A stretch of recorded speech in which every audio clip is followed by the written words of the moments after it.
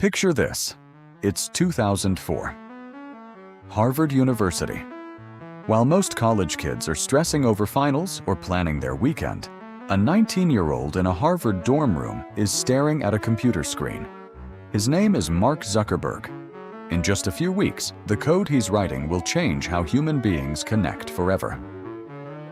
Today, we look at the multi-billion-dollar empire built from lines of text, the controversies that shook Silicon Valley, and how a college dropout became one of the most powerful people on Earth.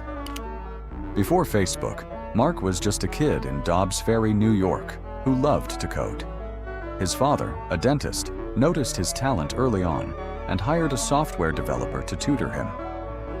By high school, Mark built ZuckNet, a primitive messaging system for his dad's dental office so the receptionist didn't have to yell across the room. While other teens were playing video games, Mark was building them.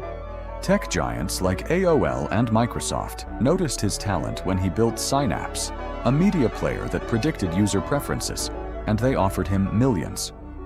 He turned them down. Why? Because Mark was heading to Harvard. Harvard was supposed to be about academics, but for Zuckerberg, it was a sandbox. In 2003, after getting dumped by his girlfriend, according to lore, Mark had a late-night burst of inspiration. He hacked Harvard's student directories to create FaceMash. It was simple, controversial, and incredibly popular. Students voted on who was hotter.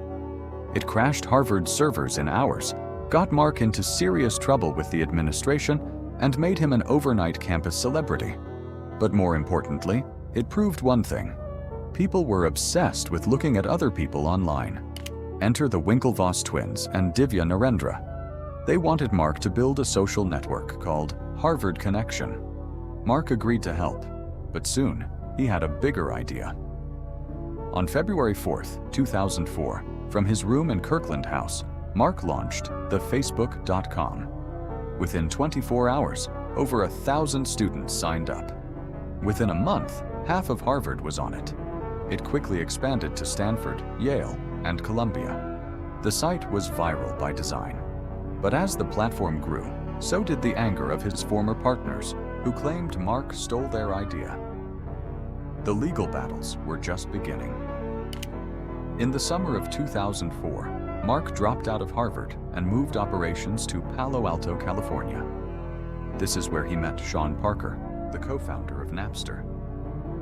Parker saw the vision and introduced Mark to Peter Thiel, Facebook's first major investor, who injected $500,000 into the company. The was dropped, and Facebook became a global phenomenon.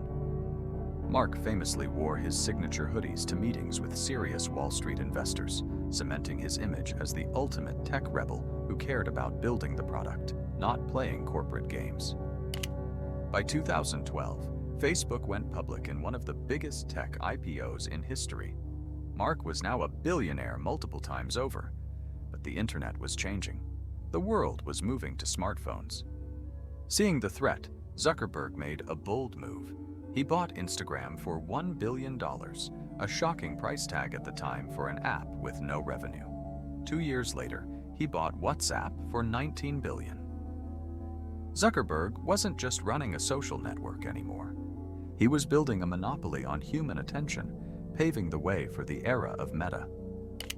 From a Harvard dorm room to the halls of Congress, Mark Zuckerberg's journey is defined by a relentless obsession with connection and control.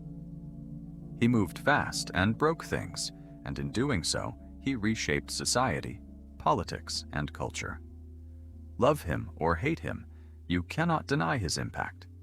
The kid who started with an 8-bit dream now holds the keys to the virtual kingdom. What do you think is Zuckerberg's true legacy? Let us know in the comments, hit that subscribe button, and we'll see you in the next episode.